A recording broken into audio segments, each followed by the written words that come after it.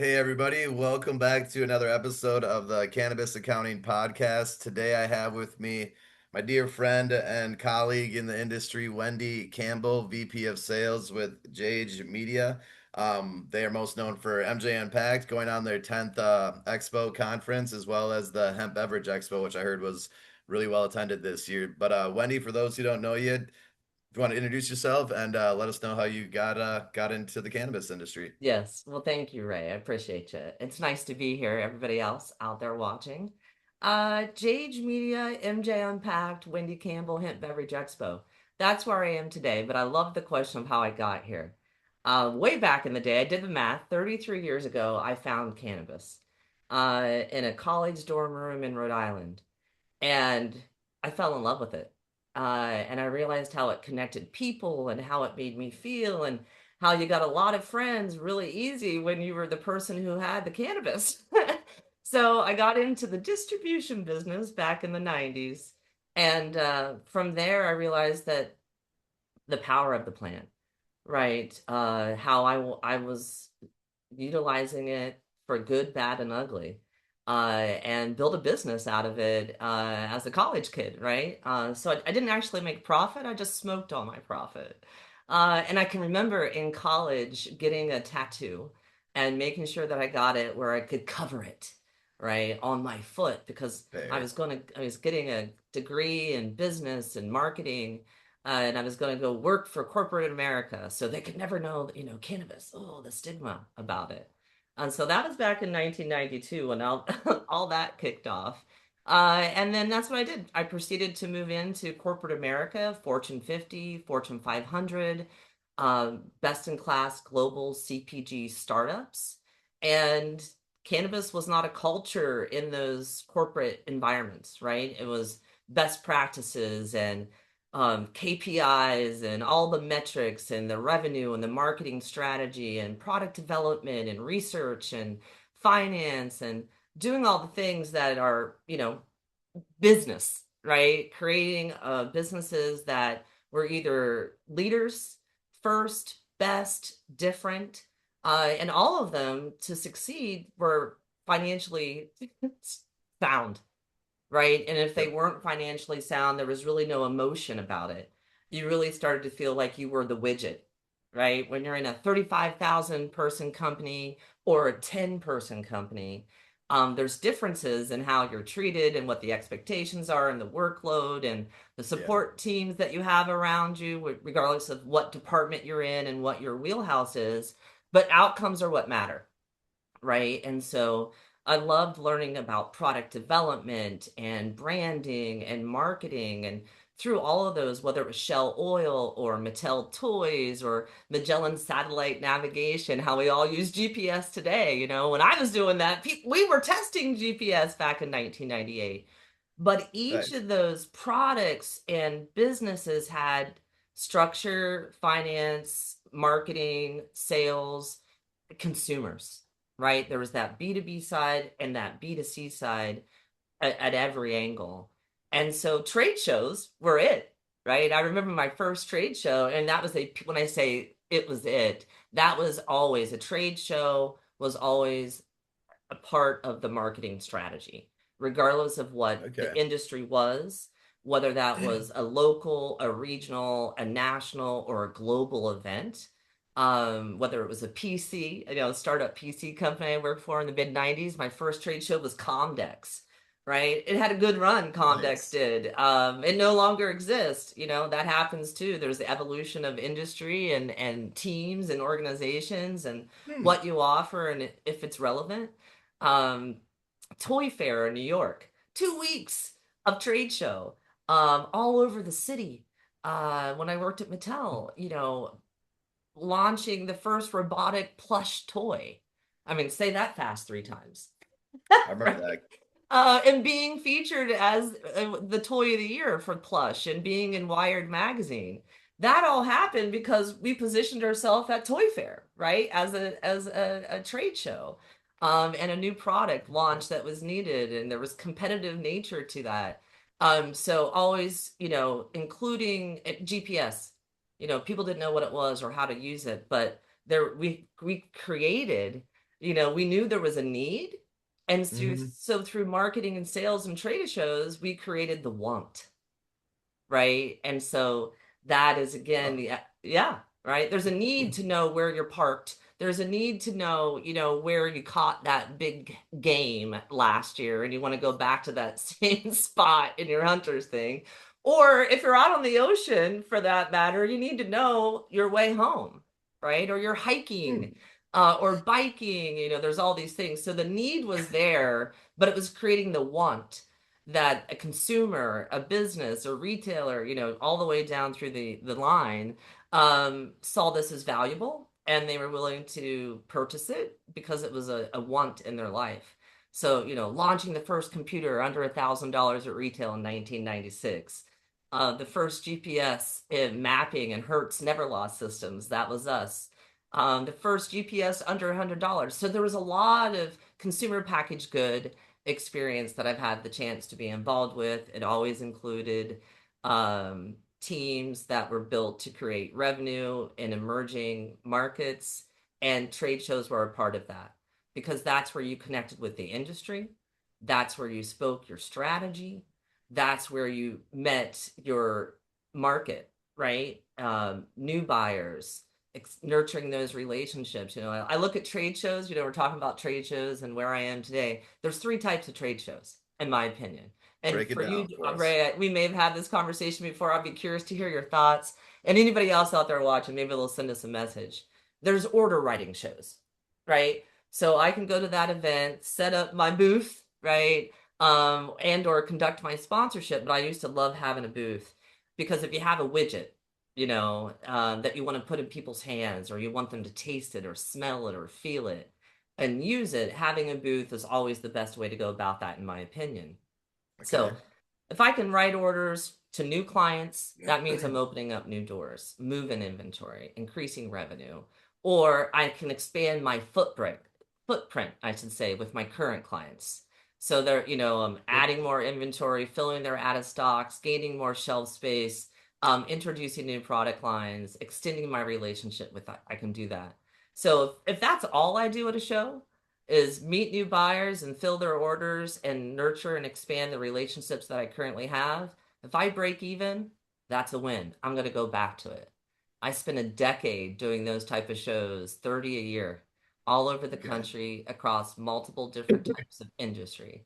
So that's a trade show power. Second is the IT industry event of the year. If you're not there, your competitors will be. So you're almost forced in some Okay. way to Yeah. show up, right? To be involved. And so those type of trade shows matters too, depending on who you are and where you are in the market and what the industry is that you're involved with. And then the last one, the ones you go to because the chance meetings that might occur, the people that you want to meet that you haven't had a chance to meet anywhere else are going to be there, right? Those are the three trade shows I believe in. And so I think, what are your thoughts on that? Have you I'm just thought laughing about because trade it's shows like, that much? yeah, yeah, no, I go to enough as well, like, especially over the last few years, and it's like we've used it to build dope CFO, and I use it even before that with First Choice CPA, and like you nailed them perfectly. It's like if I were to think about them, it's like obviously, and for sure in the cannabis industry, they're all represented. It's like we just had MJ BizCon where it's like, despite what everybody says about it, it's still like one of the largest ones in the industry, and so it's like I just know enough where it's like, well. You're gonna, it's kind of a little bit, you're gonna meet people, but it's like you just need to be there because you're gonna kind of meet other people, say, deepen relationships with current customers, deepen relationships with referral partners, potentially be introduced to new, clients or referral partners. But it's just like you have to remain relevant. Yeah, to remain relevant, you have to be there. Then like sales making shows would be like, yeah, like an MJ Unpacked where it's like, no, people are going there. It's a good mix in between of like people from that region plus other people coming there because they know they can meet people and do deals. And then yeah, chance meeting, that would be like the Benzinga turned Ignite It, where it's like, well, the cannabis industry is still capital intensive. So if you want to meet like a high concentration of sources of capital, whether they're debt, equity, everybody's got their like there's a saying, but that's where they're going to be. And it's kind of the same with ICBC. I've been learning out in Europe. And so, No. yeah. And like concentrated decision makers, it's like, yeah, you should probably make it, make it a point to get there. So no, that's really interesting. And like, because I audited a trade show company back in the day, and it was my first like $100 million company, and I was like, that was my first exposure. I was like, huh, they can make $100 million just running trade shows and helping people get their things in and get it set up. But their customers, because I was like, doing my little audit was like Motorola and Toyota, and I'm like, oh, okay, like I see how this like company based out of Milwaukee can do these trade shows and make this much money just running them. But then I like never had to deal with trade shows again. As like a CPA, like you couldn't pay me to go to those shows when I was starting out in my career. But the cannabis industry, it's like I was like that's kind of how I got my first clients was going to Chicago from Milwaukee because Andrew Hunzecker, founder of Dope CFO, has done this before. He's like, just go to the trade shows and talk to the people. Like, don't be so afraid of these business owners. To start a business, you got to talk to business owners. So I got on a train and went to a trade show, and then they had like three trade shows in 5 months. So I just kept taking the train down. And after the third trade show, I had a good little book of business. I was like, all right, like, I think I could do this. So like I'm biased because like I use them to like get started. So I can nerd out on this, but let's talk a little bit more about just kind of like you've seen obviously the roles in other industries in CPG. Everybody says cannabis is different. We obviously there is nuances to it, but I guess like where do you see the role of trade shows with the cannabis industry and how it kind of helps accelerate the ecosystem of the industry forward? Sure. It's a great question. We could nerd out about trade shows anytime you want. I think, Okay. you know, any type of industry that is emerging and growing needs stableness and opportunity to connect, and also they need some milestones, right? And trade shows can be the anchor to that. They're perfect Yep. for new product launches. They're new market entries. When the biggest challenge I run into in producing national trade show events in cannabis is educating the buyer, right? Our clients, our prospects, that we're a national event at MJ Impact and even the Hemp Beverage Expo. But if we look at the regulated cannabis space with MJ Impact, it's built by state, right? Licensees go Yeah. out and do all the work to obtain a license by state. And as the evolution over time, we're seeing many of them are becoming multi-state brands, multi-state operators. And a Mhm. lot of times they're not going to get a license to do that, right? Because it's resource heavy, financial Capital resources, intensive. human resources. And so, we created MJ Unpacked, our leadership team, George and Kim Jage. The vision was until we have interstate commerce, until we have federal legalization, how do these businesses grow? How do they connect? How do they spark relationships to expand beyond their current license, right? Where they hold a license. And what about IP, right? Intellectual property marketing, licensing. That's an opportunity where I don't even need to have a license, but I need to meet the people who do, right? So they can manufacture it for me, package it for me, sell and distribute it for me, service it for me, meet those retailers. So that's the milestone and the anchor that I believe trade shows are. The ones that you mentioned, MJ Biz, MJ Unpacked, Ignited, the NECANs of the world, right? The flower expos, the Hall of Flowers, there's so many. Lucky Leaf. I do like Lucky them. Leaf, Canicons, right? We could go on, and I love that because there's opportunity and anchors all around the country, but they're not always an apples to apples to comparison. And you Yeah. learn that over time, right? If you go to Yep. three, like you did when you said about your story of how, oh, now I got this book of business, you started looking for events that were going to produce those same type of results. So Hmm. I think the longer we exist as an industry, there'll be more and more trade events or trade shows that come to life, and they'll serve a purpose for the time. And then they, like Comdex, eventually they go away. There's no more Comdex, but it was the it industry event of the year in the computer industry. So I see brands expanding. I see retailers expanding. We've always been about community for connection, commerce, and capital, right? So that's what our industry needs to grow as it moves forward and we continue to see new markets come on, new players come into the space. They need to be able to find each other and have those Yeah. conversations that drive industry forward. And so we do that by qualifying everybody. Because if you're going to spend your time and resources and energy to be somewhere, it needs to pay off in one of those three trade show ways, right? Yep. Yep. So by qualifying who's in the room, now you're talking to decision makers with purchasing power, and you can get business done. And at the end of the day, cannabis, what do we say? Like 1 year in cannabis is 10 years. Dog years or So something, like 7 years. Yeah. yeah, right. I mean, so one trade event is how much of your pipeline, right? Yeah. You're dependent on it. So I think we as event producers, I know our team is very passionate about it and take it very seriously that we're being of service to the industry. And our goal is that we are successful because those who are involved with our events are successful. And that's only if they're successful, we're successful. So that's really kind of how we come about it. We're not quite the size of that $100 million company you knew in Wisconsin when you first got working into it, but we're excited about growth and opportunity and continuing to build and be of service and see where our little, startup grows to over time. Hey, it's a startup industry, and so it's like I hope someday that the cannabis industry can too be as good, big as like the Anheuser-Busch's of the world and the Toyotas. But even if I it's not, believe it's it. still a good time and it's still fairly lucrative if you know what you're doing. And so like I like that you guys kind of because the events are kind of like a stable for me anyways of like a proxy of the health of the industry. Because again, like I have other CPAs that can serve, like we were talking offline, a plethora of new tech, AI startups, fintech. Like there's tons of cool stuff in health and wellness as well. And so it's like no, no, no. It's still a growing industry to the point there's still events happening, there's still expos, they're still being booked in the future. And I like how you guys think through, yeah, like bringing people together and helping us find each other. Because I think in this like post-internet world we live in, with everybody's connected, it's like nope, everybody knows everybody. It's just a short Google or AI search away the solution to your problem, and it's like no. Even in B2B, it's still humans like usually doing business with humans, and like you usually don't know who your solution is. If it we all did, then 4 out of 5 startup companies wouldn't fail like within the first 5 years. But it's business is very hard. It's got a lot of things that need to be overcome or solved. And I don't even like calling them problems, but like business is just this nonstop barrage of problems that need to be solved.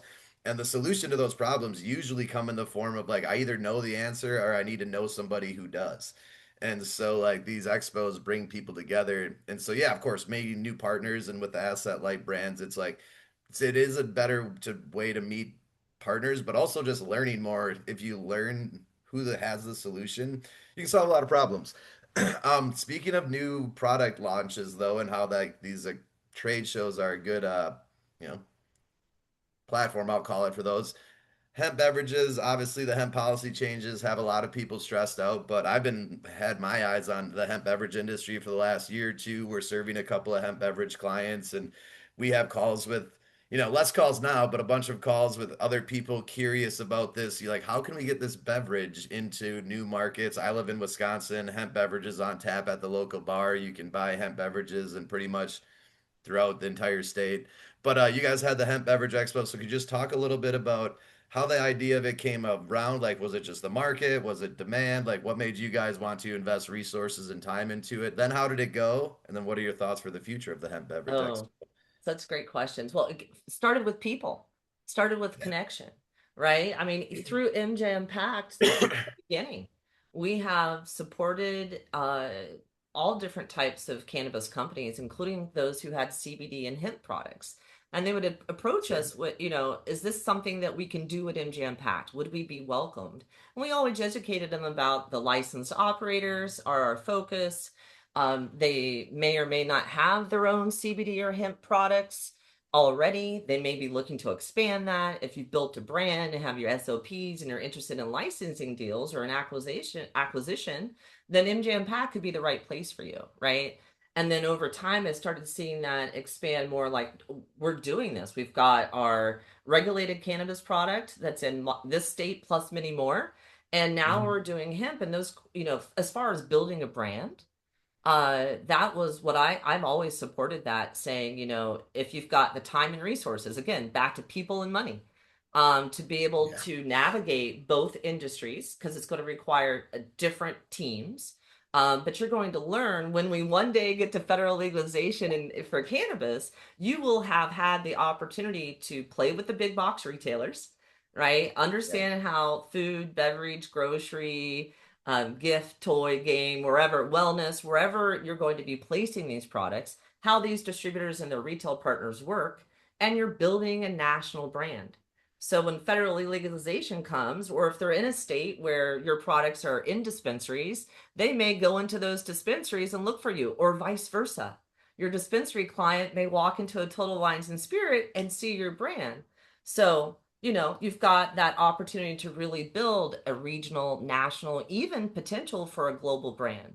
So we're really excited about being able to get involved with hemp beverage, and that happened through relationship with the Hemp Beverage Alliance, which happened Yeah. through opportunity at MJ Unpacked.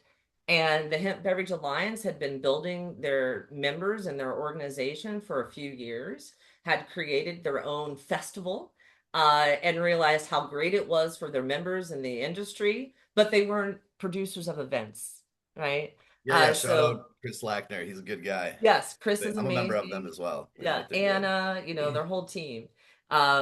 So the conversation just arose like, can we help each other? You guys produce events, and we're in this hemp beverage world that is growing. And so we said yes, let's do this. So it was exciting. We were in Atlanta. It was July. It was hot, but we were cool Atlanta. because they were beverages. We had standing room only in our conference sessions. 80 of our exhibitors were brands or manufacturers. They don't have the same regulations and challenges that the regulated industry has. So they have interstate commerce, right? They can Yeah. manufacture product in California and send it to New York or wherever the regulations change all the time. Don't quote me on New York, Probably more like Milwaukee or or California for to that Hawaii. matter. But Yeah. when we were doing that, those things were something that you could do. So again, emerging industry, opportunity for growth. Yep. Retailers are cleaning off their planograms. They're getting rid of craft beer. Yeah. I had one tell me, how many boxes of wine do I really need on my planogram? It's because I was curious who's losing out. And those were two categories that I kept hearing over and over. And so they were making room for THC beverages. And then the proliferation of that, of other THC products from hemp that are out there, what it, we were able to be and still are a part of that industry's growth. And it's exciting to see, clients that we've worked with on MJ Unpacked are leading the way in hemp beverage. And off the top of my head, I think Wild, Stizzy, Keef, Cheech and Chong, Kiva, just to name a couple off the top of my head. Kiva's not doing beverages, but they're doing hemp products Yeah. that, The big thing. support a consumer who's buying beverages as well. So at the end of the day, for me personally, it was like, okay, in Wisconsin, there's no legal cannabis, right? Yeah, no medical, no No adult medical. use. It's purely hemp products, and it has been since 2018. And so it's like, well, it's pretty common here. So People again, like want I their get it, it's sensitive. THC. Yeah, right? Yeah. So people want THC, and a beverage is a really approachable way to do it. I love that they have it on tap at the bar there in Wisconsin, Yeah. and they Gave me a deserve safe chuckle. access to that THC as well. So we're here for the growth of the industry, the challenges of the industry. We stay aligned with the HBA, the Hemp Beverage Alliance, and all of their members, and look forward to seeing what the future of hemp beverage is and supporting it. And staying relevant. You mentioned staying relevant earlier. That's kind Hmm. of where we are. How can we help? Where do we fit in? And we're here to make sure that consumers have options and safe access, and that the industry that has ballooned out of this, that has created jobs and economy continues. Hmm. You know, No, same here. And even like on the health and wellness side, it's like, no, it is kind of better for you than drinking alcohol. Like, trust me, I like alcohol here and there as well, but I'm like, as far as like a big, massive cultural shift, like I kind of can see how hemp or just intox cannabis beverages, whether they're hemp derived or licensed operators, it's like, nah, it's needed for the future. People are like drinking less and less. Like I was just joking with my buddy, he works for Miller over the weekend, and like people complain about the cannabis industry, but yet we kind of sell more cannabis every month than we did the prior month, where it's like, no, beer is like actively slightly going down. And like, some are handling it better than others, but it's just like if you can look at the macroeconomics, the cannabis is a domestically growing industry, a globally growing industry, so it's kind of not going anywhere. And like candidly, the end consumers don't know the difference. Like even in Wisconsin, some people think it's legal already. Not I know like people less younger than 50, but a lot of people like 50 and above are just like I don't know. I see it around. Like there's like a THC dispensary because a lot of them are even dispensaries where it's just purely hemp products. And so I don't know. I know we don't need to go any more down that rabbit hole, but it's very interesting. And I like what you guys are doing with the hemp beverage expo. I think just like you said, I just like the numbers, and the numbers are growing. There's more users, they're selling more, they have access to a little bit of addressable, larger market. But to that I point, these Well, and I companies, want to just add to that. I yeah, mean, things that we talked about the Motorola's or some of the Toyotas, Anheuser-Busch's, the Millers of the world, like some of these larger mainstream corporations that we all know, right? We know the name, we know the household names. brand, they're in our household brands, right? Um, that the hemp beverage space, we saw those household brands, those names that Targets and the Total Wines and Spirits and the convenience store space, getting involved, and that is growth and removing Massive, yeah. massive, Just that right? even they let us play in their sandbox. It's like, oh, nice. They Don't tell wanted them to they be in know our each sand. other. They wanted that sandbox to happen. They just Uh, didn't know it yet. That's what I yeah, think. yeah. Yeah. They're like, oh, there's a thing. It's a widget. People want it. Now I need to know the people who know everything about those widgets so I can buy them. But the last thing I want to say about that, Ray, is education, Yeah. right? Like just in general, education around intoxicant products and their plant medicine benefit. I don't think that we'll ever stop needing to educate the market, the teams, the employees that are in the market, the buyers that are making the purchases that share to the end user consumer, and then that consumer education. So just needed to say that out loud when you said, people don't know what it is or what they're buying. They just want to be able to have some type of relief. They want to get a There's some benefit from. effect. Yep, Yeah. yep. Okay, no, and that it is. It's for better or for worse. It's like a lot of people will listen to a Target commercial more so than like a targeted cannabis ad, just because of like their authority that they have over like years, or even Total Wine. It's like, oh well, Total Wine sells it. Like they clearly have done some like vetting of their supply chain. Oh, Um, yeah. so no, Mom will educate. It's leave the still kid in needed. the car. I mean, let's just put this out there for a second. Okay. Mothers, dads too, but we know women are, 50% or more of the cannabis consumer. We just don't talk about it enough. Yep. They might leave their children in the car to run into a Total Wine and Spirits, or they'll take the kid with them, put them through in the cart, and push them through the Total Wine and Spirits. They're more Yep. than likely not going to, they can't take their child into a dispensary. Yeah. And they're Yeah. more than likely not going to if they could for whatever reson, right? So again, where The are they going to access it destigmatizing and it. feel safe and comfortable and normalize it? And I think that's what hemp beverages continues to do is normalize THC. Yep, and that's the big picture, that viewpoint, the long-term viewpoint. Like I'm gonna be doing this for a lot of years, so the more that we can grow this and get, I can talk about it with my aunts without them laughing at me, all the better. Um, but speaking of the maturing of the industry, so like the industry there's still a lot of new entrances, but there's definitely a lot of companies that are post year five. They're kind of like more or less an established company, and if they're getting into multiple markets, they're definitely an established company. Not, I still think they're startups. Like anybody, even if you're like 10 years old, like 20 years old, you're still kind of a startup in the grand scheme of things. But what are like the big second wave problems that you're seeing, even just from like your last 5 years ish with MJ Unpacked, of like these were the problems they were talking about when we first opened up the trade show, and they're trying to solve, meet more cultivators because we needed more demand for our products, or meet more retailers. Nowadays, I think, we've expanded into more like operational data workflows. Like, all right, how do we actually order inventory and track in more inventory? But what would you say from your perspective are just like the second wave problems or bottlenecks that people are trying to solve nowadays in the cannabis and Well, hemp space? yeah, for sure on the regulated cannabis space, the MGM Packers, as we go into the new year with our two events, what I'm hearing and seeing is operational efficiency. in operational excellence and scaling, whether that's through teams and tools, but also money. You don't hear so much anymore. We're looking for funding and looking for capital because it's been such a dry space for what, almost 3 years now. Yeah. But the scaling and the operational efficiency and the smarter one-to-one relationship with the consumer, whether you're a brand or you're a retailer, not necessarily relying on layered technology, but owning that relationship and that customer journey one-on-one. I'm seeing the evolution on that. And Okay. yeah, yeah. But really operational excellence and being able to scale and opening up more doors. Their hands are tied.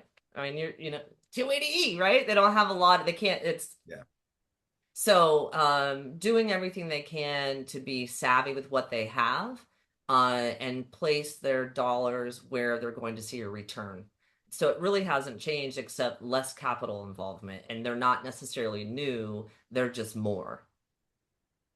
No, that makes sense. And I think that's funny too. Like, just it reminded me of like, yeah, like just customer loyalty and like repeat customers. I feel like that was a theme that kind of came up where, because clearly it's been going on for a while where a lot of people are like one-time shoppers at dispensaries, but like I just never even heard about it or really considered it. It was just like revenues and like basket sizes and let's try to like, move units. And then I was like, wait, what if we move units to the same person twice? It was like, I don't even know that was an option. Like, I didn't even know it was a problem, like, let alone, and it's like, the data starts coming out that people shop at like the same store, like one time, or like 50% of your sales are first time, one time shoppers. And I feel like that's been a very cool thing with AIQ and a couple other ones that are, they're like, all right, we can actually do, again, customer loyalty exists in other industries where they get little text messages when their favorite products in, or so on and so forth. These retail stores could probably do something like that. So I think that's kind of been a fun little thing of like it's never ending the problems because again, it's real business. There's always as we get bigger, there's new problems as we get to new markets. I So it think never that the ends. word, I want to not to cut you off there, but a word No, just go. elevated into my head to kind of answer in one word your question: sophistication. Yeah. Right? The level of sophistication, if they've survived this long, and they've grown and they've created a product and or products and serving an industry and being in market, they fine-tuned who they are and how they're doing it. And they're going to continue to do that because there's always challenges. But I do see a new level of sophistication for sure. No, and I like that word as a very all, summarizing of because there's all processes can be refined to a little bit more sophisticated level. Thinking of that kind of just before my last question about the future, just this popped into my head. But MJ Unpack, like how have they kind of changed over the last 5 years and sophisticated, like kind of just operationally from your perspective? What are you guys doing different? Ooh, that's a good question. I kind of wish Yeah, George yeah, or I'm teeing you Kim. up for 2026 because I know it's Yeah, like okay, between okay. I we got like the that. pitch stage, we got a puppy, station now, which I'm a big Oh, fan of the puppies and kitties at every event. But what else have you guys been doing to kind of change with the times? yeah. Well, I think I'll share this. It's not a think. I know. 6 years ago, we were talking about being from the future, and we were talking about playing to where the hockey puck goes, right? Okay. And that was realizing that the licensed operators, the brands, the retailers, we've added researchers to that, the scientists, doing the work to help us create better products. And of course, the investors, the funds that are providing the capital, giving us those cash injections, that they needed a place to come together. And we haven't changed that. We put that qualification process on there. For those of you that benefit from it, you love the curated audience. You love that Yeah, there's no for sure. noise, that every conversation has legs.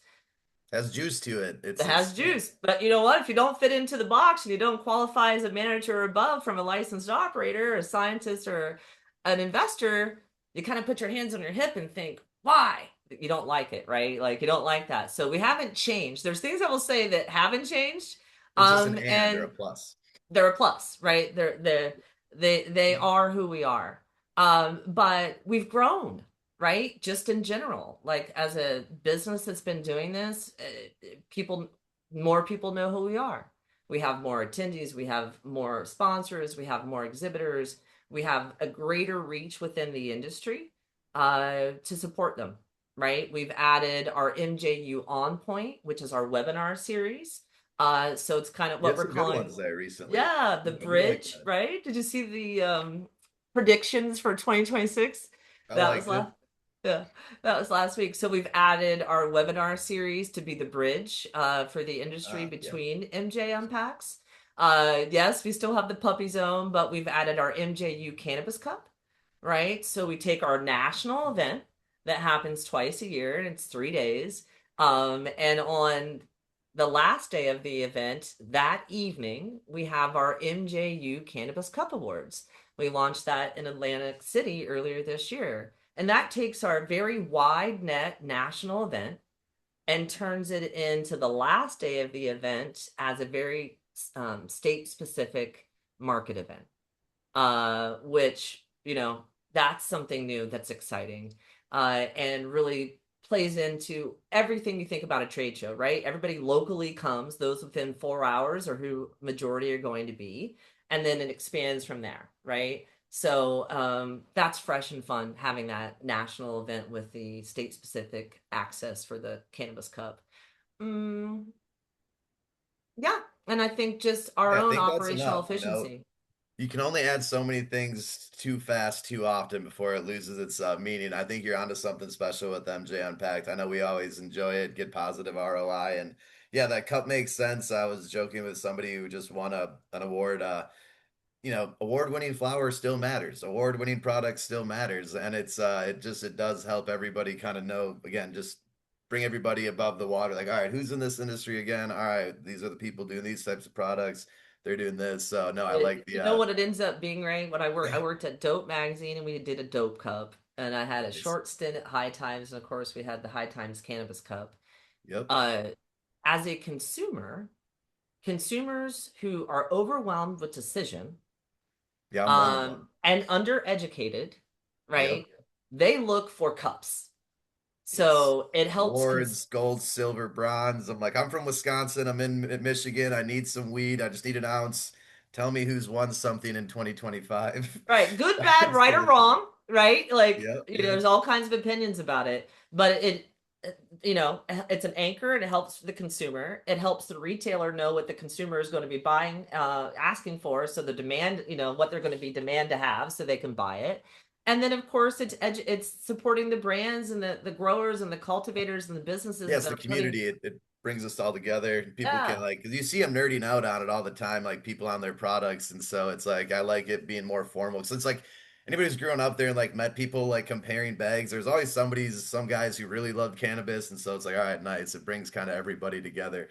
back Um, to the plant, Back to the power of the plant. plant. Yeah. And it is because we as much as we love growing businesses and growing the industry, it's still about the plant and the people who consume it and grow it and get value from it. In wrapping up, thinking of that before we get to woo woo future of the cannabis industry, 2026. What has you excited about it? I know there's a lot of doom and gloom in the industry, but what has you excited about the future of the cannabis and the hemp industry overall?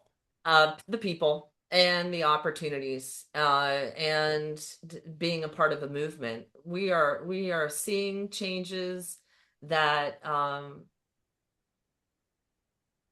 enough and not, never on time, and it could always be better or different. But I think we're potentially at the place where we're a part of this movement, Ray. Mhm. And that's why I'm here, is to continue to push it forward, and make it cannabis seem like it should be a part of everybody's life. And they should have the option to make that choice, however they choose to do it. So I'm just excited about the people and the opportunity for the future of the industry, and to see it grow. And then, I mean, you didn't ask, but I want to make sure I say it because I usually have it on my background. But our two MJ Unpacks, May 5th through the 7th at the Hard Rock in Atlantic City. That is our fifth event on the East Coast and our third time in Atlantic City at the Hard Rock. It's going to be amazing and looking forward to that. So that'll be a big event that I'm looking forward to. And then our fall event, it'll be our fourth event in the Midwest and our third in Missouri. And we'll be in Kansas City at the Sheraton, October Nice. 13th through the 15th. So two fantastic national events focused on licensed operators and building the industry together. So I'm excited about that. Hemp Beverage Expo, TBD. But certainly going to show up and support the industry in the most relevant way we can in 2026. And I think just turning over the calendar to a new year.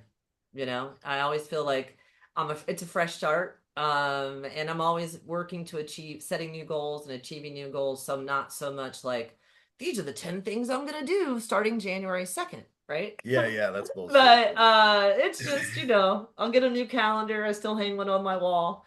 And I look forward to summer. I'm in the Pacific Northwest. We have a short summer, so I'm already looking forward to summer, right? Nice, nice. I can appreciate that. Enjoying some Pacific Northwest finest in the summertime. But no, I'm excited about the opportunity as well. I feel like we're still a lot of early. As many years as we've been in it, whether they're cannabis years or human years, it's been a while, but there's still like so much game left. So I'm excited. And yeah, I met a lot of cool people, but I feel like there's still more cool people coming into the industry. So I might not even know the coolest person yet. That's totally Um, true.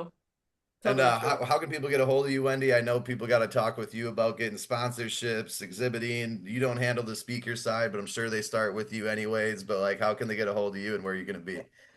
Can you tell that right now I've had that conversation about speaking? I appreciate you. Now I know Yes. who Mr. Riviera is, though, now. So now I Yes. know. Yes. Well, and that's the other thing, I should say that just about events. I've always been on the selling side and the marketing side, so it was all about, writing those orders and how I measured event. I think the other big piece is the content, the conference programming, the education, the continual You actually left education. that out because you guys actually have some of the better content and like the quality of the speakers. It is good content. It's going to bring in quality of people. So it's like you can kind of use the speaker list as like a proxy for quality. So you guys are right on point. You're getting some of the Yep. better like thought leaders in the industry from my humble perspective. Well, I appreciate you saying that. I know that our team works to make sure that we have the right people in the room to have those conversations, to understand and talk through challenges.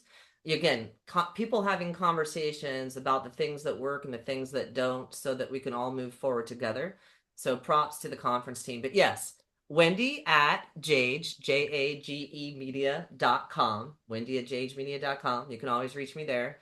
LinkedIn, I'm Wendy Campbell. A lot of people know me. They say, "Oh, I saw you." That's what events do, right? We take our little screen pictures from Yeah, LinkedIn and yeah. put them to That's why real I keep life. the mustache. Some people can No, find people know me. your stash. All right. That's why I put my hair up today. People know the hair. And Nice. then mjunpack.com, hempbeverageexpo.com. Both of those are great resources. Say hi on there and it'll eventually land in my inbox. And we do have an open call for guest speakers for our Atlantic City event right now. So Yep. since you mentioned Adam, at our website, mjunpack.com, if you'd like to share your expertise on our stage among your peers, we would love to have your knowledge there. And so until January 30th, you can submit to our call for guest speakers. So mjmpact.com. Go share your expertise Awesome. with us. Thank you so much, Wendy, for your time and for your expertise and what you guys and George and Kim are creating over there at MJ Unpacked. Keep it up and talk to you later. Looking forward to it. Appreciate you. Have a great night. Bye bye. Bye.